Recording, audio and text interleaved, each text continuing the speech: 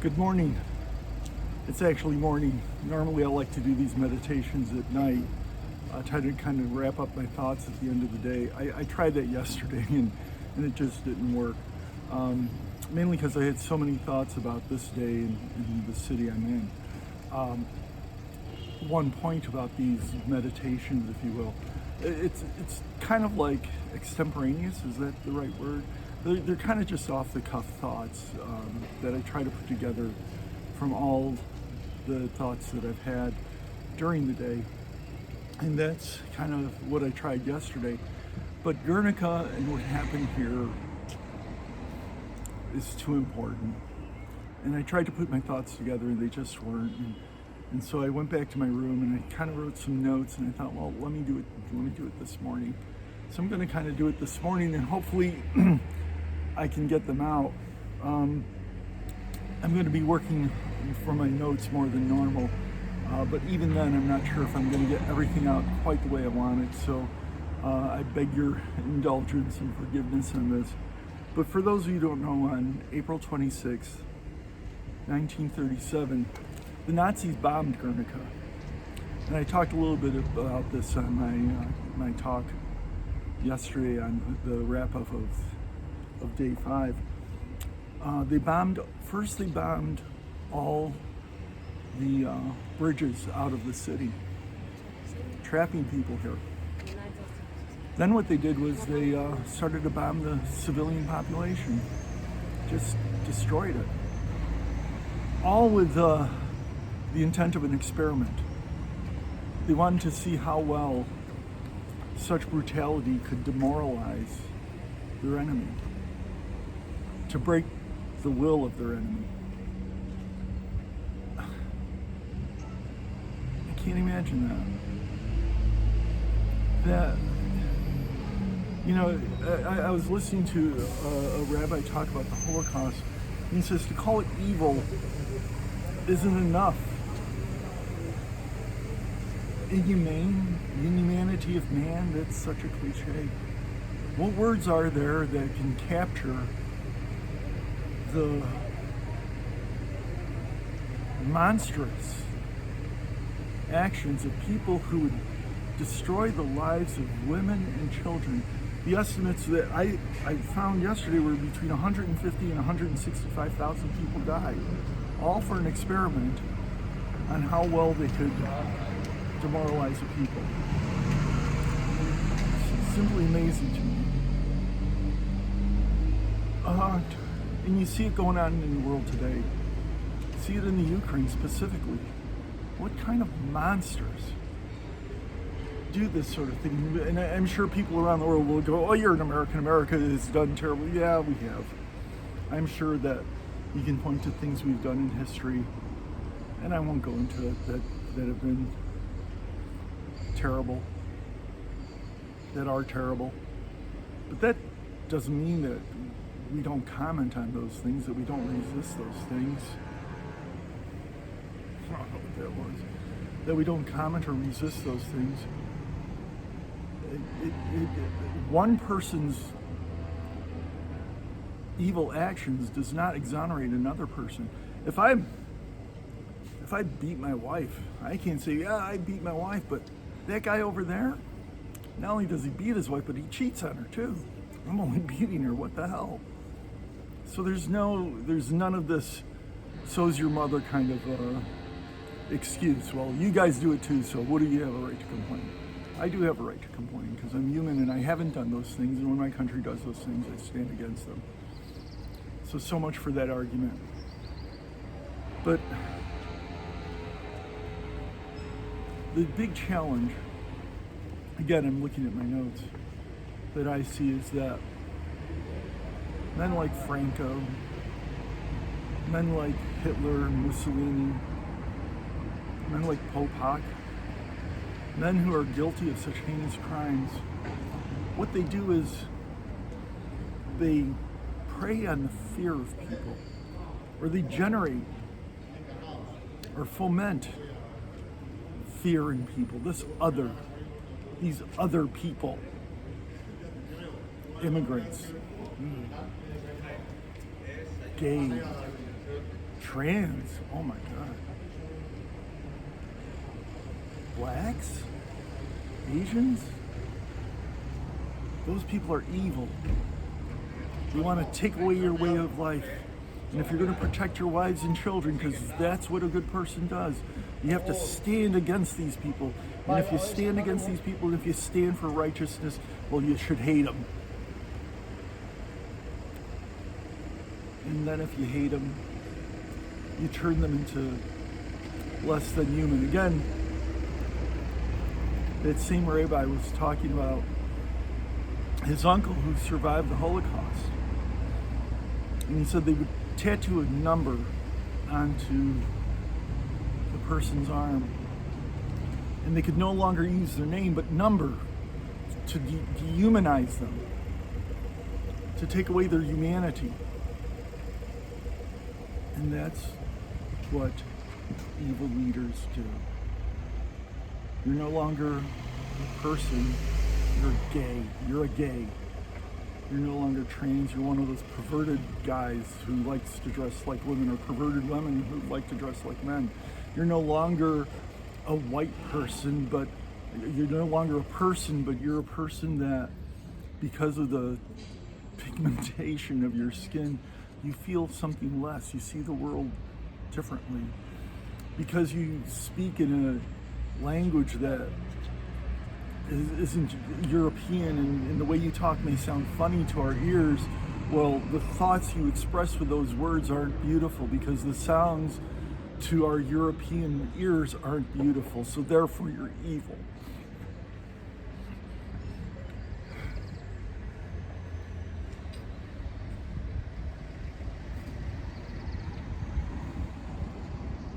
And therefore we have a right to kill you. That's Guernica. That's what happened in Guernica.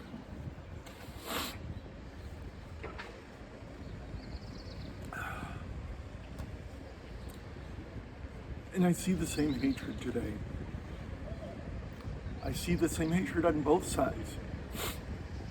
If you don't toe the politically correct line, if you dissent from the politically correct line, if you simply want to discuss, well, you're evil.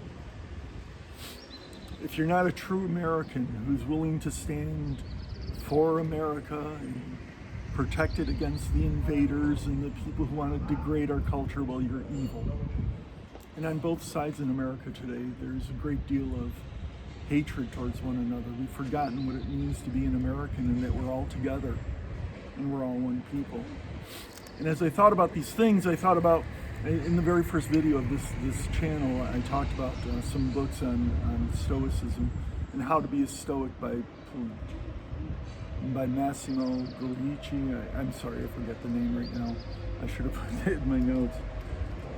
But he talks about, I'm talking about different countries, but he talks about how our lives, we kind of have concentric circles in our lives. There's first ourself and then our family. That's the first circle that we reach out to, is our family, our extended family, friends and acquaintances, and the circle gets bigger, and then our maybe our town, our city, our country, our state, our county, our country, then ultimately humanity. And that we're all part, and really, and the thing, I like the idea of circles to show how our vision of who the group to which we belong kind of expands out, but then again, it kind of seems to set a prioritization, which isn't quite right, and I know that's not what it's meant to do. But there is the idea that we're all part of the family, that we're all connected. I've written in my technical blog about this idea of connectedness, in that everybody, on average, in the world, on average, has about 7 degrees of separation from any other people, anyone else in the world. The 7 degrees of separation, we all know the Kevin Bacon game, right? 7 degrees or is it 6 degrees of separation from Kevin Bacon? But it's also true of just any two people in the world. That's what's funny about the game. any two random people in the world are connected by 7 degrees of separation, on average. And if you think about that, it means that we're all pretty close. I might not know you, but I have an uncle. I may have an uncle or a cousin who knows an uncle or a cousin of someone else who knows an uncle or a cousin of someone else who works with someone else who is your friend. Like I said, I don't know you, but not too far apart. That's the idea that we're all connected. Beyond that, I also want to make the point of Stoic thinking. Now, this isn't supposed to be an advertisement for Stoicism. I'm not a Stoic evangelist by any stretch of the imagination. But the Stoic thought is that kind of inoculates us against evil men that foment fear, evil groups that foment fear, is at first the idea of critical thinking. It's a skill that has long been lost by people. I see that in discussions I've been in on social media. People, there they go. In Stoic media, on social media, people don't have critical thinking skills anymore. And the first thing we have to employ when we hear anybody, even my videos and my talking, is to employ critical thinking skills, to really understand what critical thinking is. I don't think we teach that enough in schools, but I don't know if people would practice it if we teach it, but certainly adults can learn it. But we have to practice our critical thinking skills. In addition to critical thinking skills, we also have to practice the idea of well, let me take a step back. When we think of critical thinking skills, beyond that, it's the idea of not being afraid. With Stoicism, what we do is we think of, with Stoicism,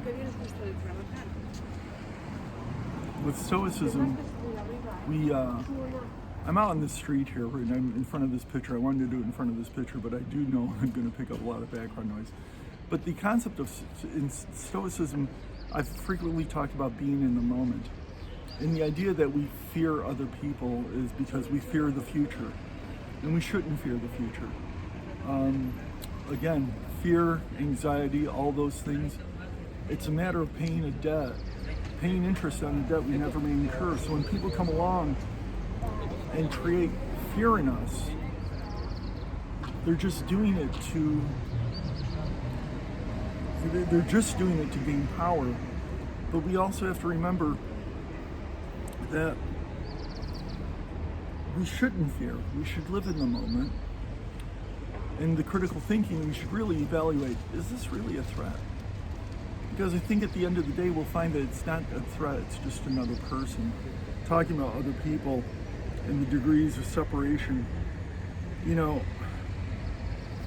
if we look at the future, we don't worry about the future, we really do a critical evaluation of whether the future is something to be feared, we'll often find it's not, and we'll just find that these are other people.